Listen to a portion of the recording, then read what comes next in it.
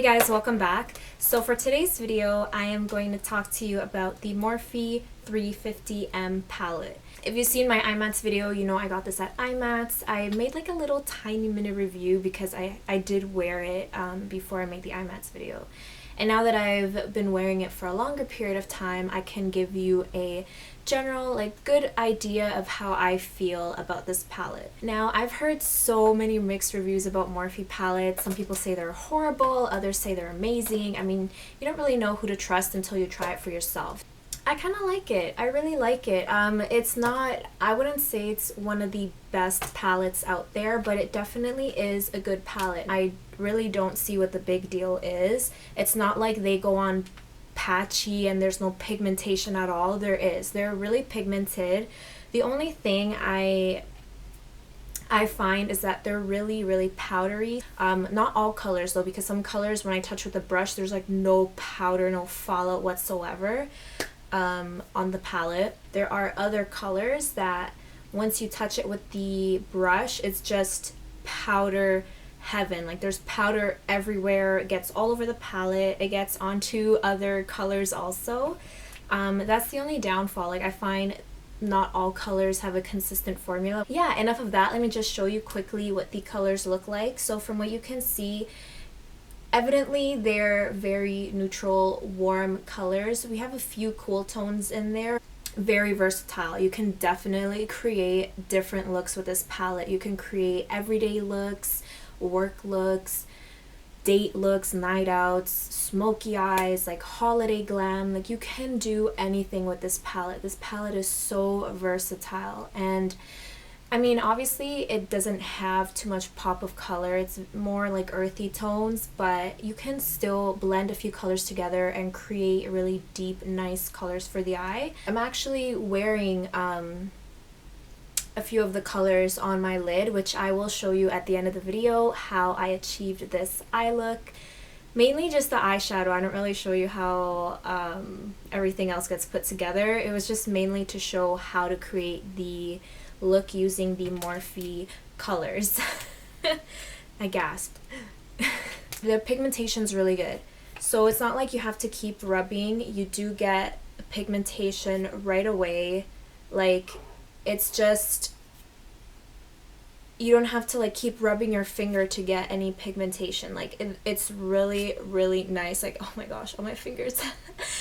When you use a brush, I do find that you have to keep building some colors. Like some colors, they go on really nicely and they have a lot of pigmentation to them, but other colors I find that you have to just keep building them.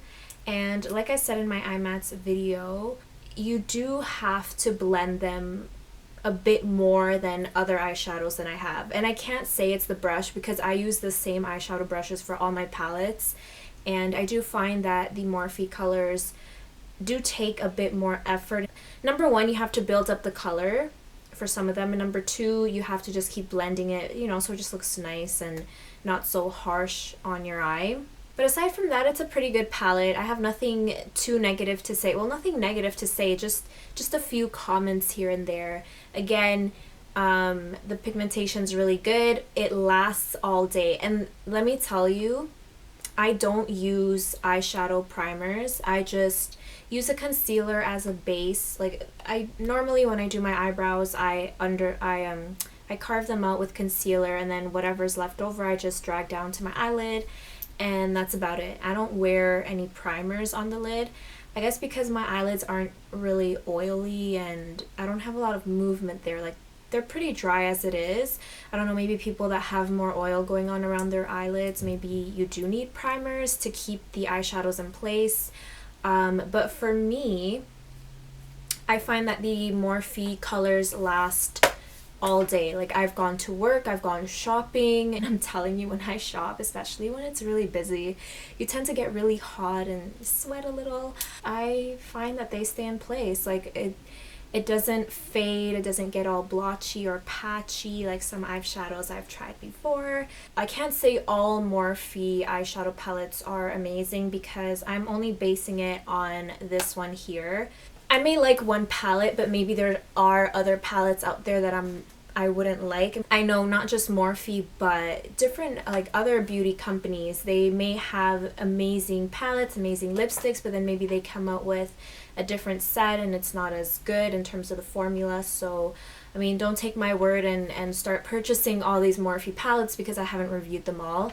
The only one I'm talking about here is this one, and so far so good. I really like it. It doesn't itch my eyes, it doesn't irritate my eyes. They don't have like a weird smell to them. It's honestly, I would say an 8.5 out of 10. That's what I would rate them. Trying to think. 8 or 8.5. I think they're pretty good. Like, with me, what's most important is the wear. Like, again, because I don't wear primers, I want to make sure the eyeshadows last on my eye. But yeah, I like them. These are it. I've seen the other palettes. I have one more which I will review later on, but I definitely recommend this palette. It's inexpensive considering the amount of shades you have in here, and again, it's so versatile. You can create looks for every day, for work, for going out, for dates, for holiday reunions, and I'm really glad I got it, especially considering the fact that I've never tried any Morphe shadows before. I am giving an unbiased opinion. I mean, obviously I'm not getting paid for this, but it's really good. It's not the most amazing, but it's a good palette. That's about it. I hope this review was helpful in terms of helping you decide which Morphe palette to buy. You want to maybe gift somebody a nice eyeshadow palette, and this one is definitely the one to go with. Especially if you're new to Morphe and you haven't tried any of their stuff before, definitely give this one a try.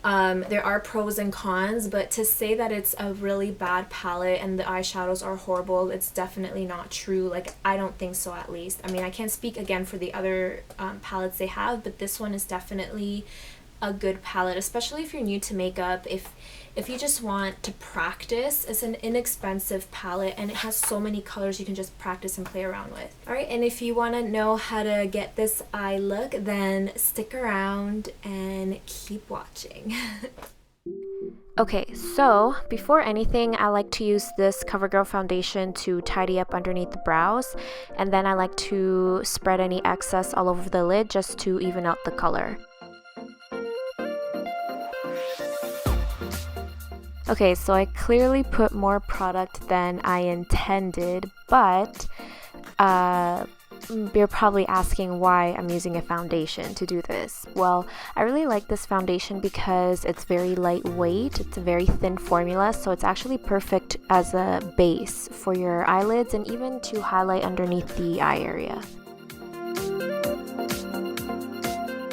I like to use this bone colored shade all over my lid, and it's just perfect as a base color, and it also makes the blending process so much easier later on.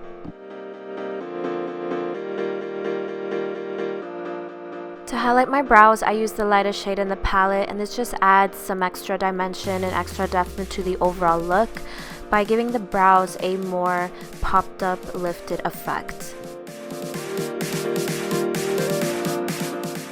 Okay, so this is where all the blending starts. So I like to use this burnt out coppery shade for my outer crease color or transition shade, whatever you like to call it, and I'm just applying it in circular motions. Now I do have to build it up a bit, but as long as you maintain the circular motion, it's going to be nicely blended and perfect for the next application.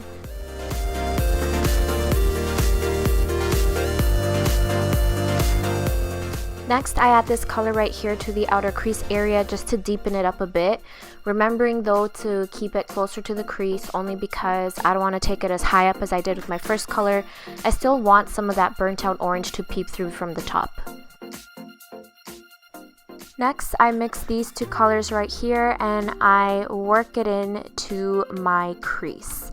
So as you can see, I'm using more windshield wiper motions, more side to side, not as much circular, and I like to drag it into a outer V motion just so it not only fills in the crease but also the outer part of the eye.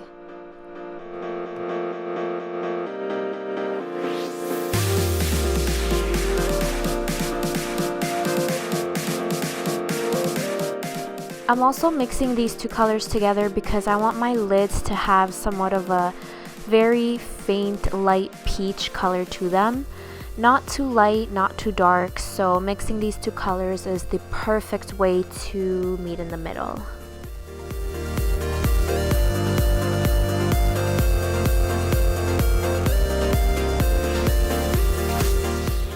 And then once my lids are done, I'm just going back to my crease and just making sure everything's blended nicely. And then I'm just going in with this shade again and just highlighting the inner corners of the eyes just to make everything pop and look more lively.